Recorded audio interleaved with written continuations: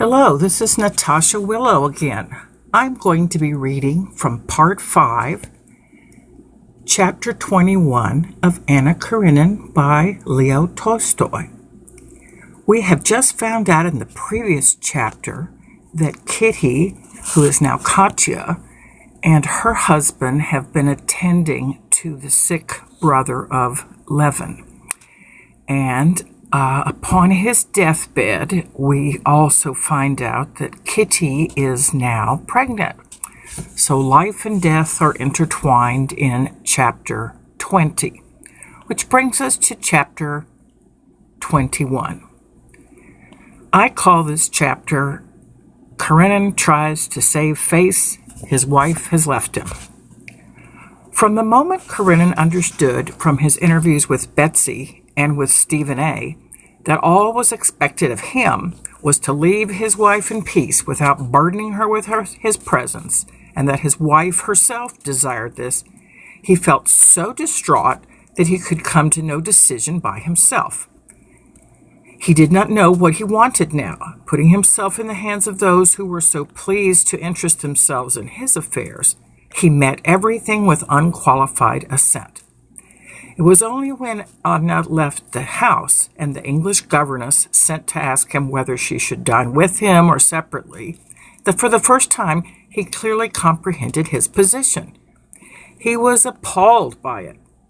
Most difficult of all was this position, the fact that he could not in any way connect his past or reconcile his past with what he was now. He is disconnected. It was not the past when he had happily lived with his wife that troubled him. The transition from the past to a knowledge of his wife's infidelity he had lived through miserably already. That state was painful, but he could understand it. If his wife had then, on declaring to him her infidelity, left him, he would have been hurt, unhappy, but he would not have been left in a hopeless position, incomprehensible to him, in which he felt himself now.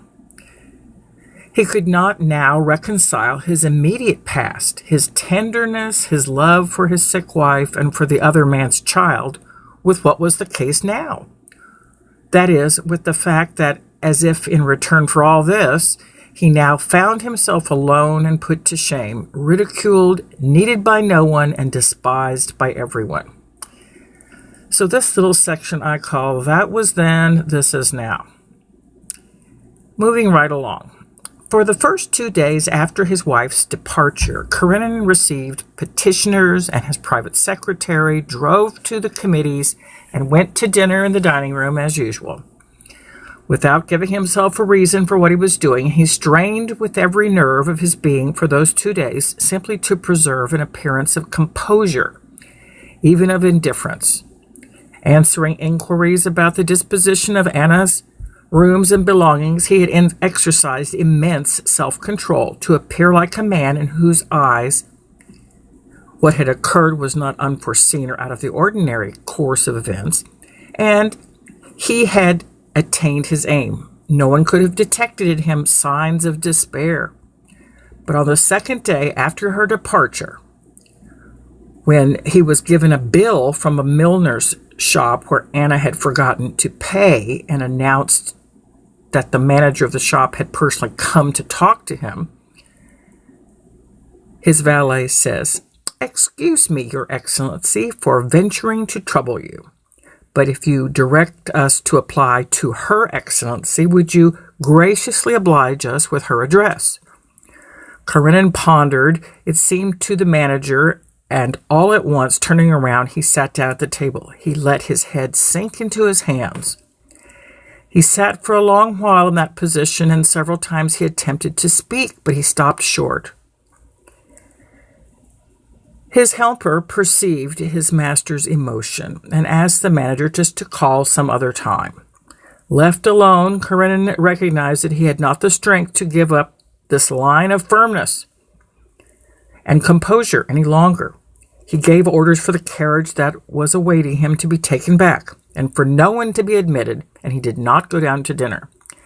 He felt that he could not endure the weight of universal contempt and exasperation which he had distinctly seen in the face of the clerk and everyone, without exception, with whom he had met during these past 2 days. He felt that he could not turn aside the hatred of men, because that hatred did not come from his being bad. In that case, he could have tried to be better, but from him being shamefully and repulsively unhappy. He knew that for the very fact that his heart was torn with grief, they would be merciless to him. He felt that men would crush him as dogs would rip the throat of a crippled dog yelping in pain. He knew that his sole means of security against people was to hide his wounds from them, and instinctively he tried to do this. But for now he felt incapable of keeping up the unequal struggle. His despair was even intensified by the consciousness that he was utterly alone in his sorrow.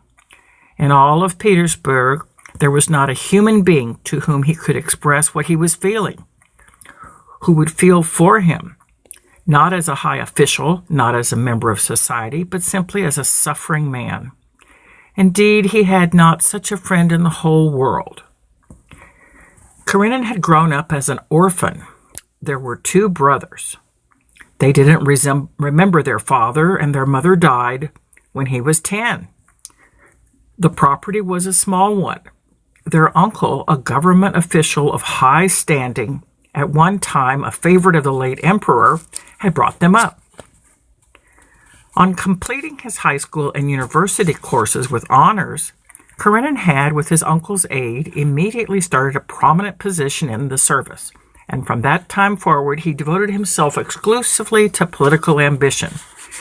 In high school and in the university, and afterward in the service, Karenina had never formed a close friendship with anyone. Well, of course he hasn't. He's an orphan. He's got a reactive abandonment disorder. Okay, back to the story. His brother had been the person nearest to his heart, but he had a post in the Ministry of Foreign Affairs and was always abroad, where he died shortly after his marriage. While he was governor of a province, Anna's aunt, a wealthy provincial lady, had brought him together, middle-aged as he was, though young for a governor, with her niece, and had succeeded in putting him in such a position that he had to either propose or leave town. Karenina hesitated for a long time. There were, at the time, as many reasons for the step as against it, and there was no decisive consideration to outweigh his invariable rule of refraining when in doubt. But Anna's aunt, through mutual acquaintance, insinuated that he had already compromised the girl, and that his honor was bound to propose. He proposed and concentrated on his betrothed and his wife all the feeling of which he was capable. Well, it does not look to me like there's a lot of love in this relationship. It looks like it was just an arrangement for a position in society. So how do you expect Anna to stay in love with this guy? He's awful. Back to the story. Well, I mean, he's an awful orphan, an adult orphan. The attachment he felt to Anna precluded every need of intimate relations with others. And now among all his acquaintances, he had not one friend. Well, of course he has no friends because he doesn't make friends. He had plenty of so-called connections, but no friendships.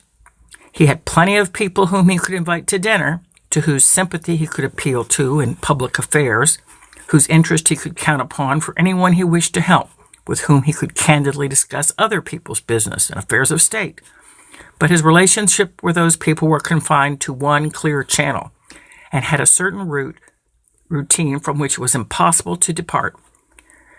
There was one man, a comrade of his at the university, with whom he had made friends later, and with whom he could have spoken of personal sorrow. But this friend had a post in the Department of Education in some remote part of Russia. Of the people in Petersburg with whom he was most intimate, and in whom he could confide, there were his secretary and his doctor. His secretary, Michael, was a straightforward, intelligent, good-hearted, and conscientious man.